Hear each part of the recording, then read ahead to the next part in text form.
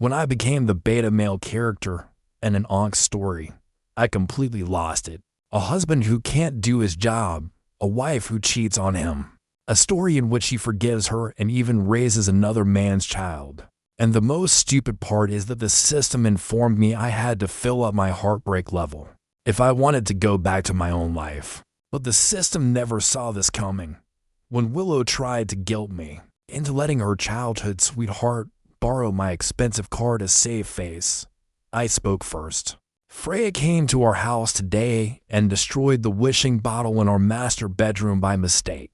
Don't blame her for what she said. After all, she's like my little sister next door. I saw that she was obviously sad, so I handed her the box of necklaces you had in your cupboard to make her feel better. Willow gave me the wishing bottle for my birthday when I was in college. It was full of 1,000 paper cranes that she had spent a month folding. And that package of necklaces the expensive custom-made anniversary gift I had bought for her. Willow's face grew deathly pale, her eyes wide with shock and dismay. The system shouted in fear, trying to stop my wild statements. But the next second, the heartbreak level went up by 1 bar. The system was dumbfounded. I laughed and added, "You never said I had to hurt myself. I can't just torture the nasty woman and fulfill the mission." Chapter 1. Willow's lips parted slightly, and her voice shook. Why did Freya come to our house, and why did she go inside the main bedroom? I appeared absolutely disinterested. I said she came back to the country today. I went to pick her up at the airport, and I invited her over to sit for a while. Just showed her around. She's my childhood neighbor. That's completely normal, isn't it? She shrieked. But she ruined the present I gave you. She screamed those words out loud. I scratched my ear impatiently and muttered, "I know. Why are you shrieking like that? It's just a glass bottle. It broke, so what? If you really mind it so much, I'll buy you another one." Willow's hand clenched tightly by her side. She shouted, "Is it about the bottle? There were 1,000 paper cranes inside every one of them, folded by me, each one filled with my feelings for you. How could you be so careless? And you even gave her the necklace I gave you for our wedding anniversary. What exactly is going on between you two? George, do you still even see me as your wife?" "Oh, getting nervous," I replied disapprovingly. "Enough already. All this showing what kind of behavior is that? You're a woman. Can't you be a bit more reserved? I told you earlier she's just a neighbor. I only regard her as a sister. If there really was something between us, it would have happened long ago. Why would I have married you?" After hearing enough manipulative phrases from guys in charge uttering this kind of thing, myself sent a thrill of gratification from head to toe. Finally, I'd said one of the iconic phrases from an Ankh novel's unfaithful wife myself. Refreshing. After my moral lecture, I immediately changed my tone and put on a gentle, caring look. I said, "Darling, don't overthink it. You know my heart belongs entirely to you. Don't make a scene, okay? I'm exhausted. I'll go back to the room to relax." I didn't care about Willow's grim expression as I got up to leave, but suddenly she grabbed my arm. Frowning, she stared at me as if trying to read my thinking. I maintained my demeanor cool and emotionless, letting her study me. After a long period, she sighed and muttered through gritted teeth, "Fine. Just be more careful next time. Makoto has an award ceremony tomorrow night. Lend him your Rolls Royce so he can look decent." Here we go again. The cheating woman had talked. The connotation was plain. After all, by unspoken rule, one never loans out his wife or his automobile. Chapter 2. I asked, "Honey, why didn't you say so earlier?" I screamed loudly. She asked, "What's wrong?" I replied, "Well, Freya's having her concert tomorrow night. 2. I didn't want her to look bad, so I already lent her the car and the driver." Willow glanced at me startled. "You lent it out?" "Yeah," I said nonchalantly. She asked again, "That's your most treasured car. You just lent it to someone else like that?" See, even she knew I never lent my car out. Yet she'd so nonchalantly asked me to lend it to her childhood sweetheart. The absurd aspect was not only did she dare to ask, but in the original Ankh story, the miserable beta male really accepted the logic of a cheating woman. An A beta male utterly unfathomable. I said, "Listen to yourself. How can Freya be an outsider? She's my childhood pal. I've always considered her as my little sister. What's wrong with lending it to her?" Willow's face became scarlet. She gazed at me as if I were a stranger. She snapped, "It's Freya again, you're doing this for her again." She was going to continue when her phone unexpectedly rang. She took it out, stared at the screen, and squeezed her lips together. Then she glanced up at me for a long moment before moving away toward the balcony. Looks like her childhood sweetheart was calling to check on the mission progress. Too unfortunate that mission was doomed to fail. I turned around coolly and strolled back to the bedroom. Chapter 3. When I first transmigrated here, I almost lost it. I wanted to strangle the system. Because this was the dumbest, most cliché angst novel ever written. The male and female leads had loved each other for 6 years and been married for 4. Until the appearance of the female lead's childhood sweetheart wrecked everything. In the original novel, the heroine and her male closest friend flirted ambiguously, straining her husband's limitations over and again. Even so, the male lead never lifted a finger against her, never even thought of retaliation. He stayed locked in a quantum superposition of tolerance and forgiveness until in the end, he opted to go away empty-handed, winning a so-called spiritual victory. Only after he went did the heroine truly regret it all. I won't even start on what went wrong with the male lead. But that heroine, she was definitely something different. If you said she loved the male lead, then why was she so fickle, using his love as armor, acting spoiled and arrogant and siding with her childhood sweetheart every time just to humiliate her husband? But if you said she didn't love him, then why, after he left, did she spiral into self-destruct, launching a whole arc of self-inflicted pain just to win him back? It's the same tired formula. Not cherishing what she has, then regretting it after losing it. And somehow the audience eats it up every time. Still, in stories like this, it's evident that the cheating woman really does love the male lead, me, George. That's why when I treat her the same way she was going to treat me, it truly gets under her skin. I mean, seriously, why must I torment myself to fill up the heartbreak level? I'm not that foolish. Treat myself softly, drive others insane. That's my motto. If she's going to play dirty, I'll play first. The system chimed in impressive. I replied, cut the praise. How much heartbreak level do I have now? It said 10. When you defended Freya earlier, she was genuinely heartbroken. I grinned. That's just the beginning. She's got plenty more heartbreak coming her way. Chapter 4. A cheating woman is a cheating woman because she never thinks her lack of boundaries is a problem. Without my Rolls Royce to help Willow spend out of pocket to rent a fancy car, Makoto, the washed-up C-list actor, utilized the hired stretch Maybach to catch everyone's attention, swiftly going viral online with a phony persona. The hidden affluent youngster chasing his aspiration in showbiz. After the wedding, he surreptitiously picked up Willow for dinner. Unfortunately for them, the paparazzi captured it all on camera. Soon reports of Makoto concealing his sweetheart in a gilded cage spread like wildfire, and his fame rose. In the original article, Willow's explanation was perfunctory. She merely said it was a mistake. The male lead said nothing but stayed up all night in wrath. I could already tell Willow wanted to use the same excuse on me. Too unfortunate for her, she couldn't find me anywhere.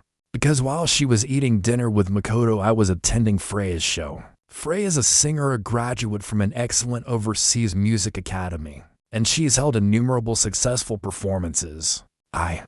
In terms of fame, she's leagues above Makoto, the fading wannabe actor.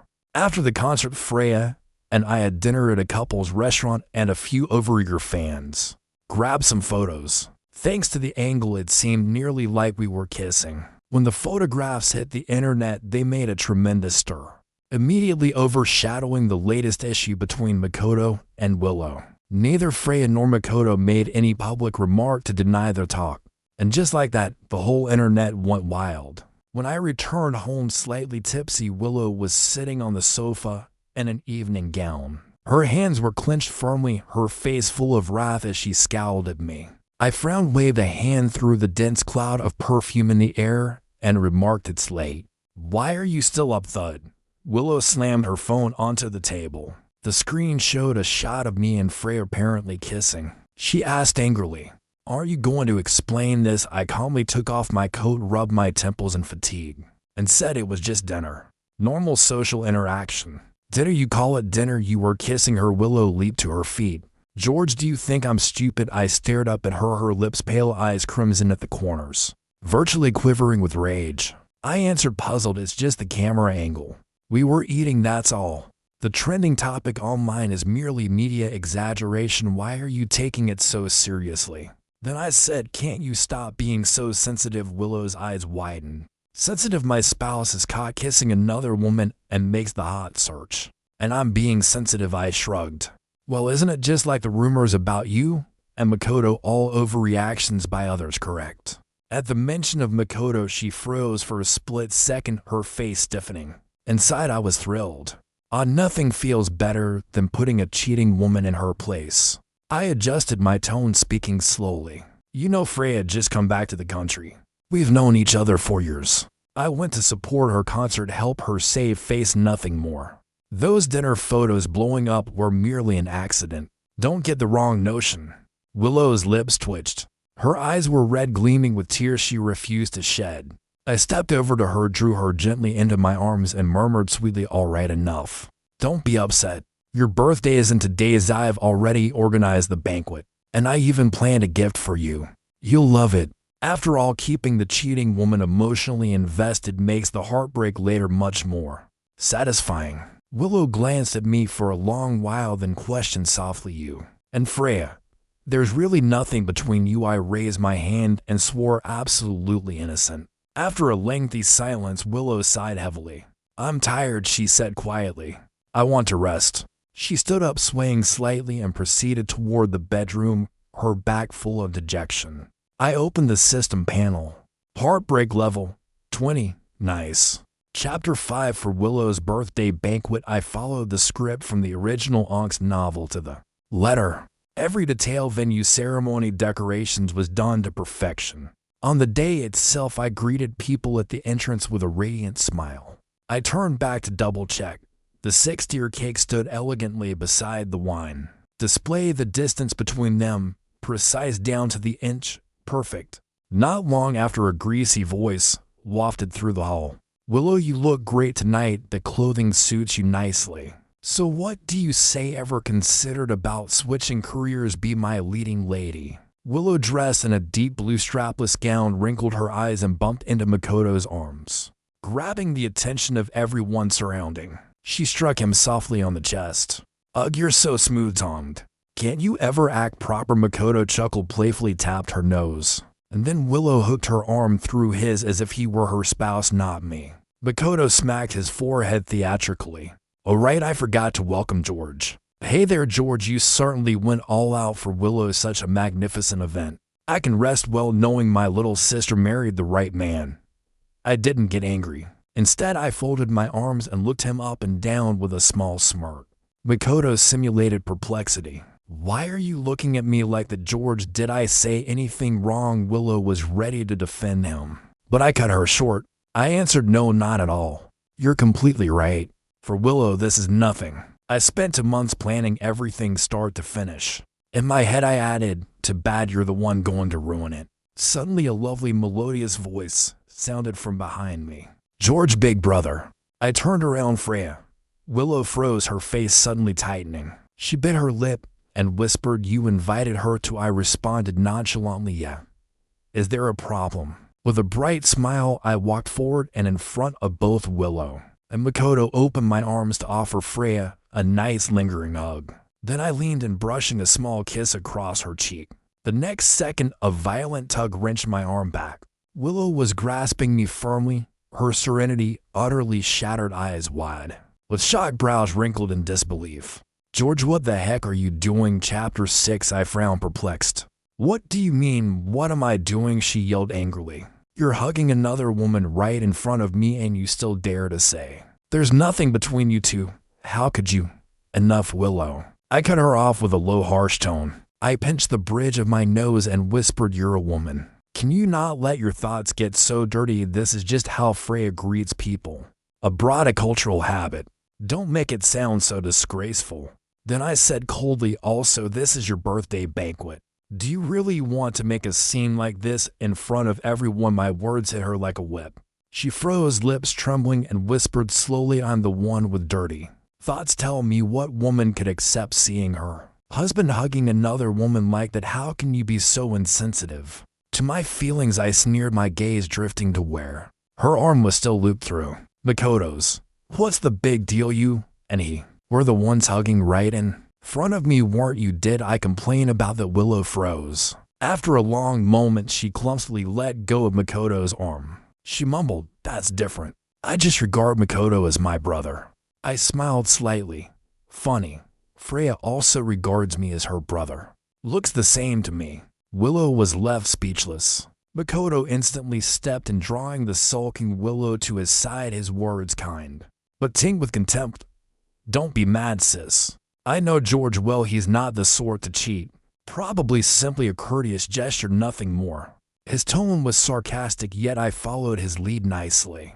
"See, your brother's more rational than you. Why must you be so emotional? I truly don't get what you're so upset about." Makoto hadn't expecting me to flip it back on him. His expression wavered immediately. Willow's face darkened further. She flashed me an angry stare, then shook off Makoto's hand and went away without a word. "There she goes." The instant Willow left, Makoto dropped the act. He leaned in close, saying just loud enough for me to hear, "A useless man like you doesn't deserve such a gorgeous wife. Tell me, who do you think she loves more now, myself or you?" I giggled gently. "Do I even need to guess? You saw it yourself, just a welcome," and she's on the edge of tears. Can't be helped. Also strange how a man can enjoy eating someone else's leftovers so gleefully. Makoto's face contorted with rage. He crushed his teeth and snarled, "Keep talking big. We'll see who laughs later." He turned on his heel and strode toward Willow. Freya took a couple steps closer, her voice calm. "You okay?" "I'm fine," I replied, picking up a glass of wine and downing it in one gulp. "Now," I added with a smirk, "the real show's about to begin." Chapter 7. Every Ank's tale has that inevitable scene, the male lead being set up and framed by the so-called male supporting character. And tonight's supper, that was exactly the finale of the plot. The scenario was standard provocation, a fight and injury, followed by the male lead's heroic forgiveness, the heroine's rage, the forced apology, the emotional confrontation.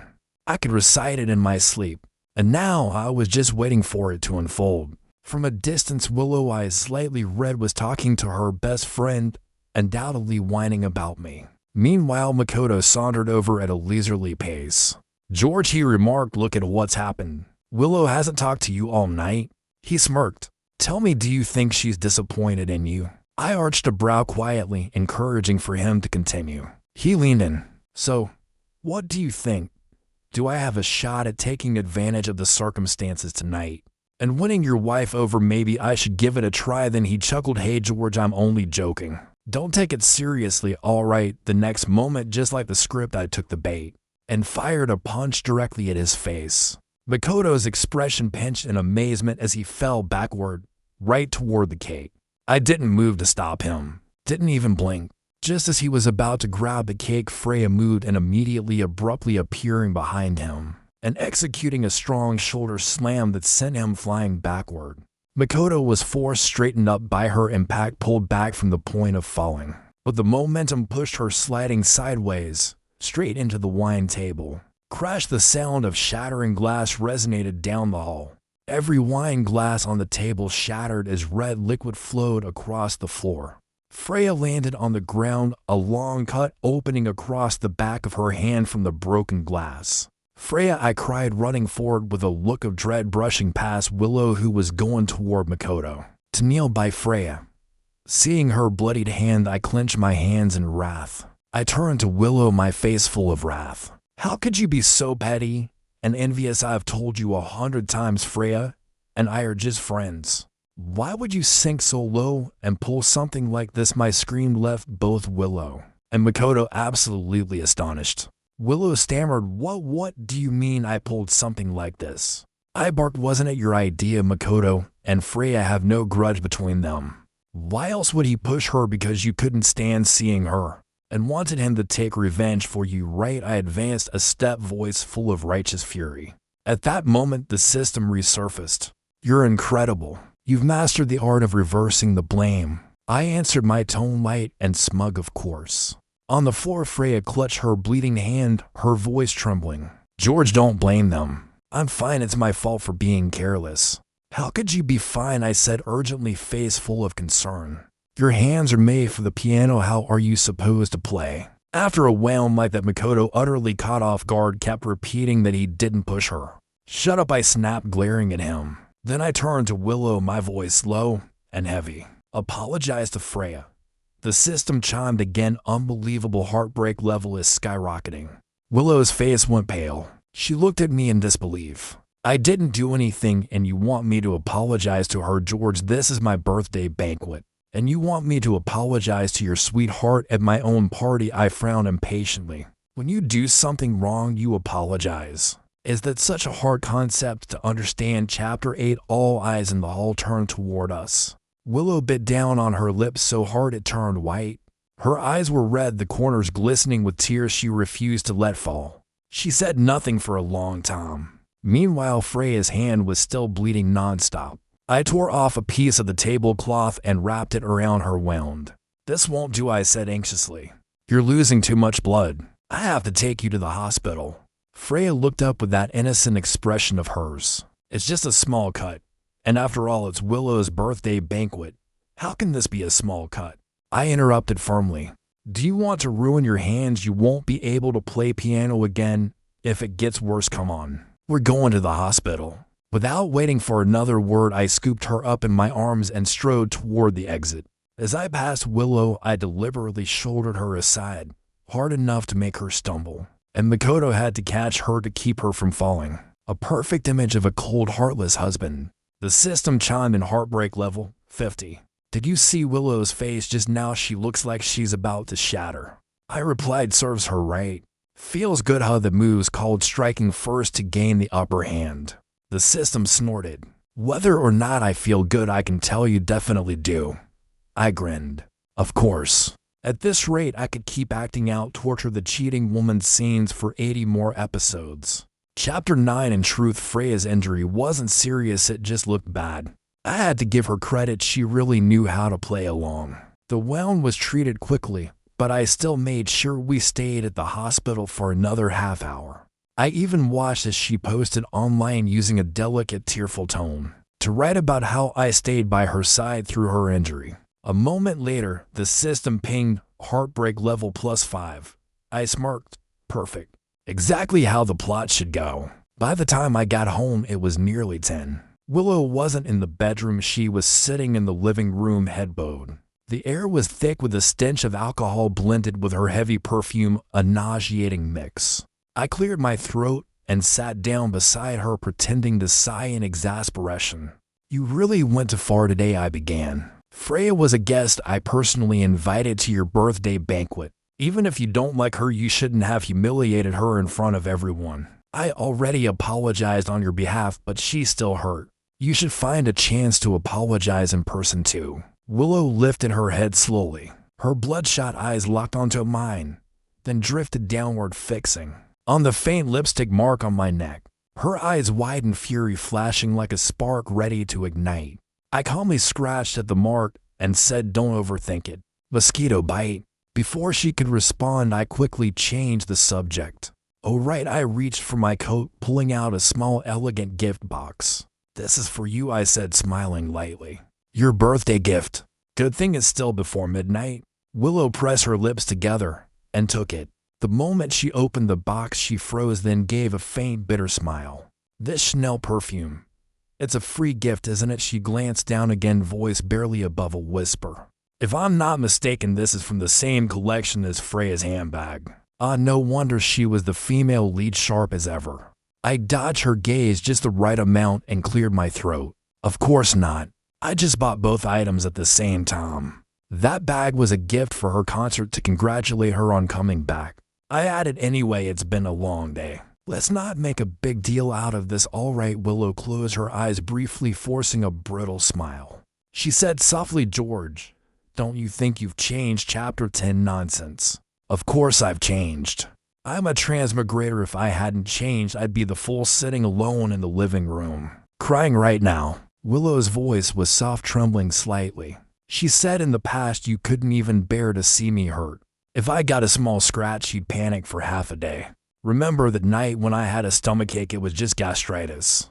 But you insisted on carrying me to the hospital yourself. Seeing me in pain made you so anxious you stayed by my bedside all night, without closing your eyes once. After that, you stopped letting the housekeeper cook my meals. You insisted on making them yourself every day. Her voice cracked slightly as she went on, and on our second anniversary, I folded 1,000 paper cranes for you. You were so moved you hugged me and said you'd keep my 1,000 wishes forever.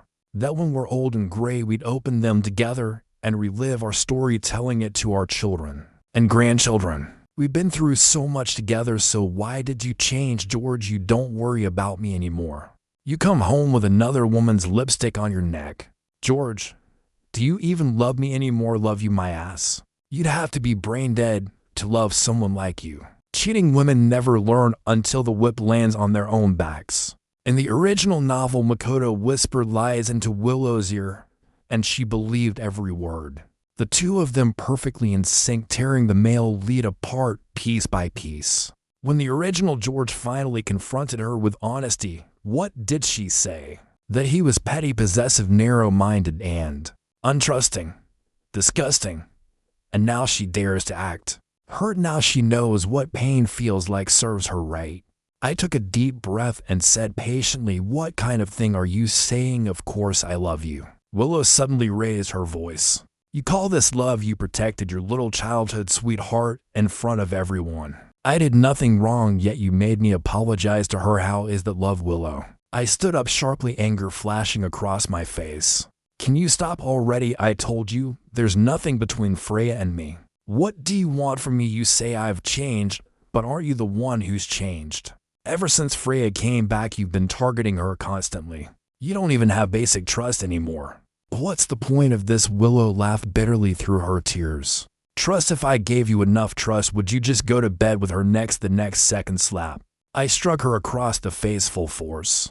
Gritting my teeth, I pointed a finger at her and said, Willow, listen to yourself. Is that how a wife speaks to her husband? You've gone too far. Willow turned her face aside, her fingers trembling as she wiped the tears from her cheek. I turned away from her. I'm done, I said coldly. I'm tired of your paranoia. I don't want to argue anymore. Think about what you've done. As I walked toward the bedroom, I heard a muffled sob catch in her throat. System notification. Heartbreak level -70. The moment the door closed behind me, I almost burst out laughing. Cry, break, suffer. The more tears, the more satisfying it gets. System said, I feel like you're a bit of a pervert. I smiled mysteriously and replied, to deal with a pervert, you have to be even more perverted. Chapter 11. Not long after the sound of the front door closing came from the living room, Willow had left. In the original plot, after Makoto provokes the male lead and gets beaten, Willow erupts at the banquet, forces the male lead to apologize, helps Makoto up, and they leave together, then check into a hotel to shower. They wash for an hour. After that, Makoto takes advantage of the moment. The two of them make out passionately, and Willow doesn't return home that night.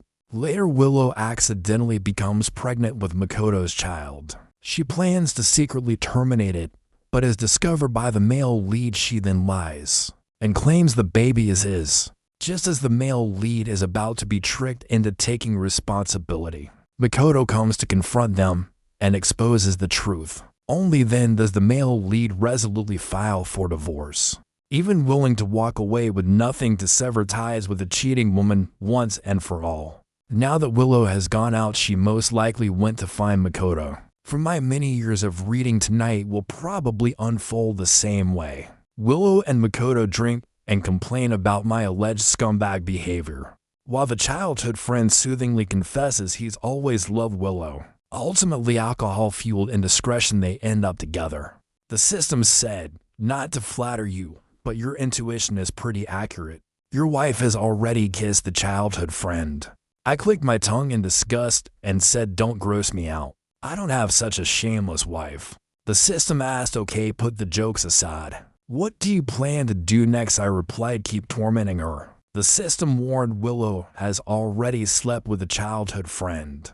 If you keep provoking her like this, aren't you afraid she'll truly give up on you fully, side with Makoto, and file for divorce? Then how? Will you torture her later? I sat back in the wide sofa chair, crossed my legs, and smiled with complete confidence. Relax. I've seen people like Willow plenty of times. She's a textbook double standard type, only she gets to do what she wants, others aren't allowed. She thinks it's okay for her to have male friends, but if I do, that's unacceptable. She believes others' mistakes are unforgivable while her own are faded or excusable. If she cheats, she'll either claim Makoto took advantage of her weakness or blame me for not treating her well enough. In short, she always shifts the blame onto others and never takes responsibility. So even if she truly gives up on me, she'll wait until I file for divorce first, then she can stay on the moral high ground, condemn me righteously, and bargain with me. I paused, then continued, even if hypothetically she really does file for divorce, I'll torment her to death before I file. Not just psychologically, also physically. Chapter 12. The next day, Willow didn't come back until nearly noon. I sat in the living room scanning her disheveled clothes with a silent look. Her expression was awkward. I asked, "Where did you go last night?" She bit her lip and said, "Nowhere. I was in a bad mood, so I went to my best friend's place." I saw through it, but didn't call her out. I withdrew my scrutinizing gaze, feigning indifference. I said, "If you've calmed down, apologize to Freya tonight. She has an interview this evening. After that, we'll have dinner together." Willow froze. Her already reddened eyes became even more bloodshot. "George, I didn't come home all night, and you don't ask who I was with. You just tell me to apologize to Freya." Oh, this is interesting. If I press for details, she blow up to cover her guilt and then accuse me of not trusting her, of being too controlling. If I ignore it, she gets upset. Classic. I asked, "Why would I pry? Didn't you say you were at your friend's?" "I understand you're upset about Freya, but running away won't solve anything. Freya didn't accuse you of hurting her on purpose. She already gave us face. An apology is the least you can do. Don't confuse right and wrong." Willow exhaled angrily, face flushed, spat out something unreasonable. "Don't expect me to apologize," and slammed the door to the bedroom. I leaned back in my chair, ready to nap a bit more. I didn't really expect Willow to apologize. I just wanted to make her feel disgusted on purpose. Chapter 13. Over the next few months, I kept up a deliberately ambiguous relationship with Freya, just enough to keep Willow on edge. But whether she had gotten used to it or Makoto was doing a good job comforting her, I didn't know. The heartbreak level stayed stuck at 85 and refused to move. The system, clearly anxious, said, "Think of something. Your usual tricks aren't working anymore.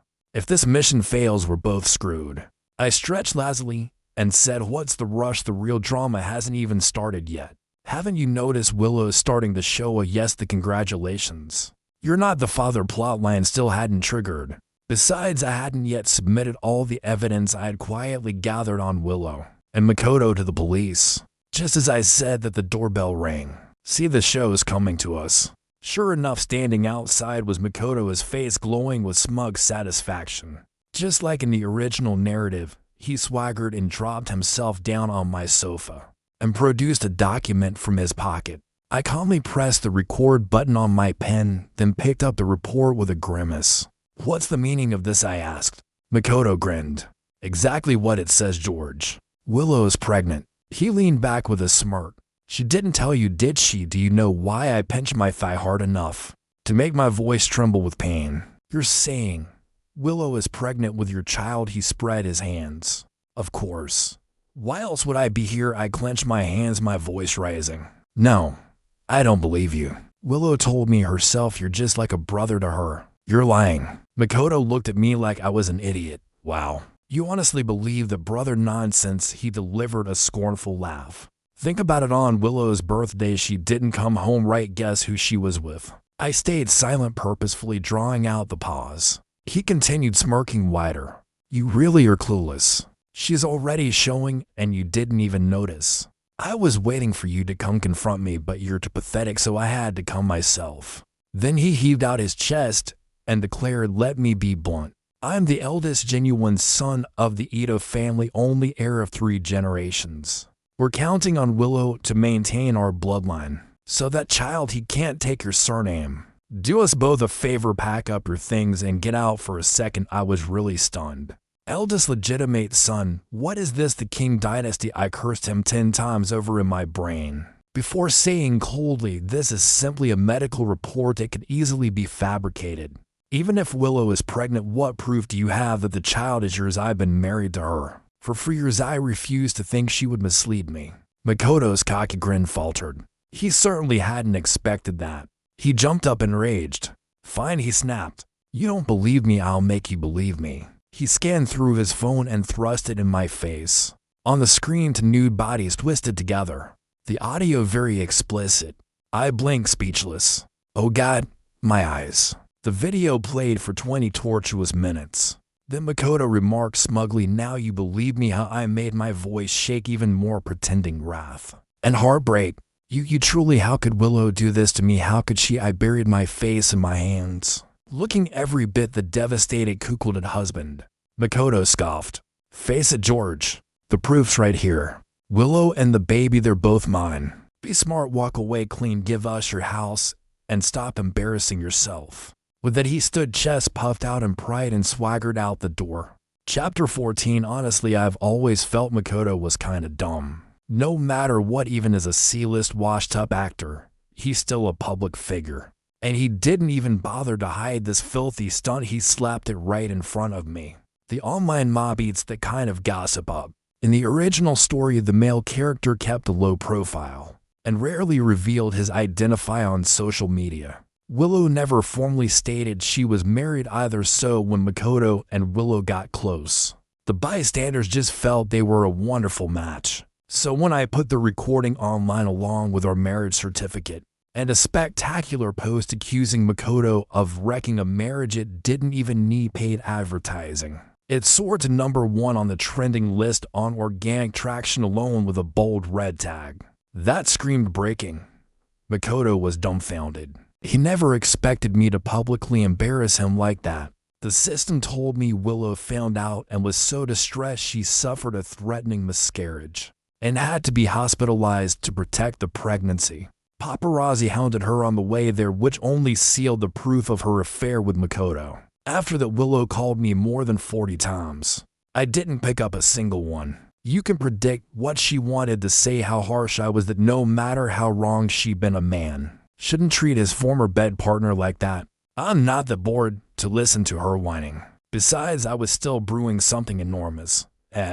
Chapter 15. When Willow eventually recovered sufficiently to confront me, I wasn't at home or at the firm.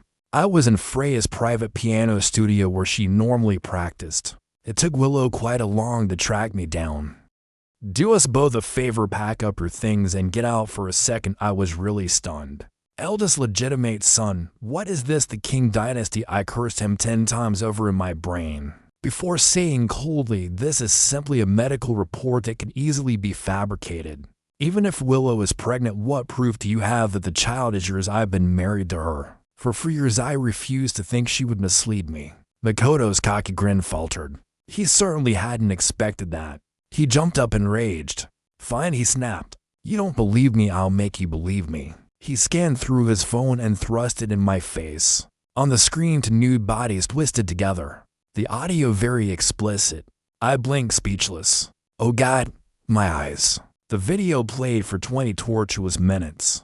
Then Makoto remarked smugly, now you believe me? How I made my voice shake even more, pretending wrath and heartbreak. You truly, how could Willow do this to me? How could she? I buried my face in my hands, looking every bit the devastated, cuckolded husband. Makoto scoffed. Face it, George. The proof's right here. Willow and the baby, they're both mine. Be smart, walk away clean, give us your house, and stop embarrassing yourself. With that, he stood chest puffed out in pride and swaggered out the door. Chapter 14. Honestly, I've always felt Makoto was kinda dumb. No matter what, even as a C-list washed-up actor, he's still a public figure. And he didn't even bother to hide this filthy stunt. He slapped it right in front of me. The online mob eats that kind of gossip up.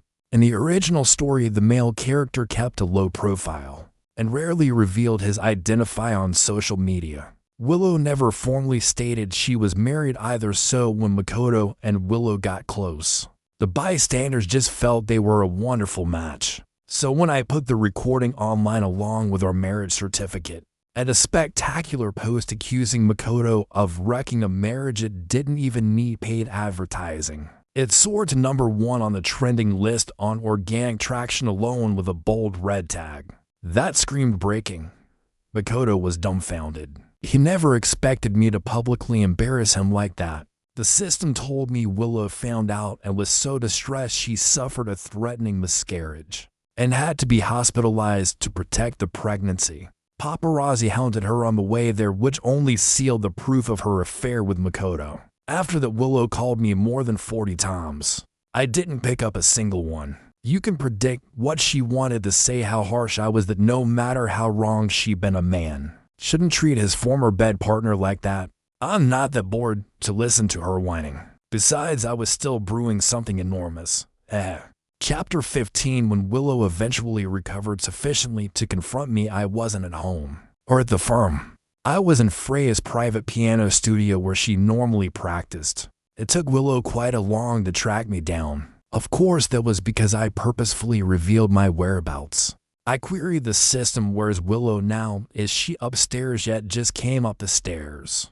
Almost at the door, it responded, you can start your performance. I cleared my throat, instantly slipping into character. Looking into Freya's eyes, I said with dramatic sincerity, my feelings for Willow were all fake. How could she ever compare to you? If you hadn't gone abroad, she would have never had the chance. She was just a stand-in, can't you see? When she smiles, she has a dimple just like yours. Every time I saw it, I thought of you. You said you wouldn't come back, so I had no choice but to marry her. If you'd come home earlier, everything would have been different. I paused, lowered my voice, and continued, Makoto, I'm not even angry. Whatever she does with him, I don't care. The only one I care about is you. Actually, I should thank Makoto. What an idiot. He just handed me the perfect excuse to divorce Willow. Now that she is the one at fault, I can dump her and keep all my assets. Freya, once the divorce is done, I'll marry you right away. Okay, bang, the door burst open. Willow stood there pale as a ghost, eyes wide and trembling violently. Her voice cracked with fury as she forced out each word. George, is that true? All these years, you've treated me as a replacement, or eyes met. For a second, the entire room froze. Freya leapt up from the piano, terrified, and hid behind me. Willow clenched her teeth so hard it sounded like grinding stone, her expression pure rage and heartbreak. After a suitable pause of shock, I let out a cold laugh and said, well, since you've already heard everything, there's no point in hiding it anymore. Yes, it's exactly as you heard. Willow snapped. Her composure shattered completely. Her voice was raw, desperate, and trembling. I gave you my heart for over 10 years. You were playing me this whole time. Is that what my love means to you? Just a joke? I furrowed my brow, feigning confusion. Why are you so angry? Didn't you sleep with Makoto? You even have his child now. What right do you have to judge me? Then I smiled thinly. Oh, right, remember your birthday night? You weren't home, or you? Well, guess what? I wasn't home either.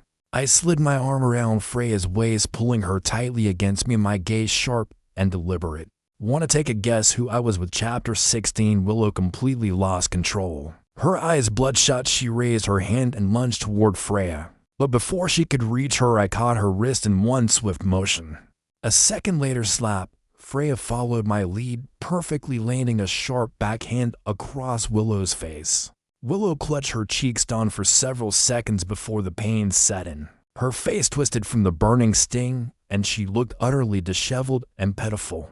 A low laugh rumbled from my chest. The system commented, ease up a little. Even cartoon villains don't laugh as wickedly as you.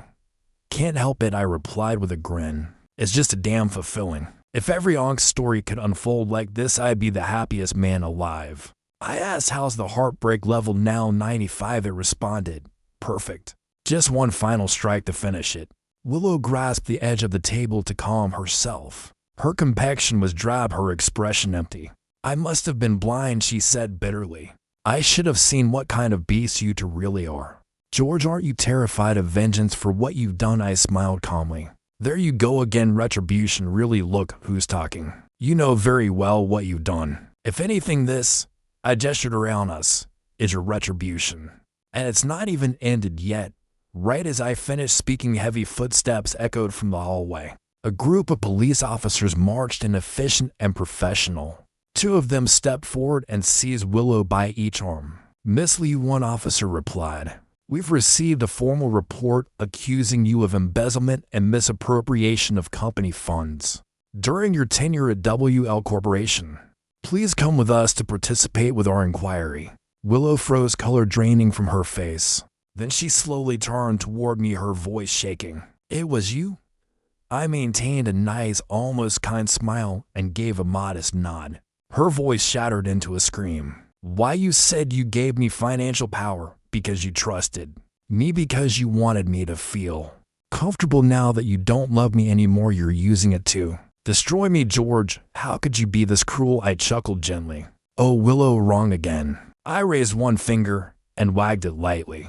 "You truly never changed, you always blaming others. You did embezzle, you did misuse business funds. And yet here you are condemning me for giving you the authority to do it. You've spent your whole life cleansing your hands of shame, shoving every error onto someone else. Maybe you're used to getting away with that with me. But try speaking those things to a judge and see if he lets you off the hook. See if the law indulges you." Willow's body went slack. The remaining spark in her eyes dimmed out completely, sheer sadness settling in its place. From the information I'd obtained, the amount she drained was enough to win her 10 years behind prison. Of course, since she was pregnant, she'd probably obtain temporary release till the kid was born.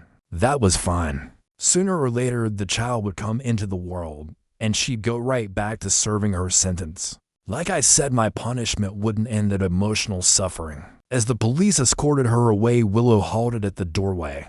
She steadied herself on the frame, turned around with shaking lips, and asked George, "Let me ask you one last thing. Did you ever love me? Oh, that sentence? I've been waiting for it." I straightened, face calm and resolute. My lips parted, and I spoke the final phrase with keen precision.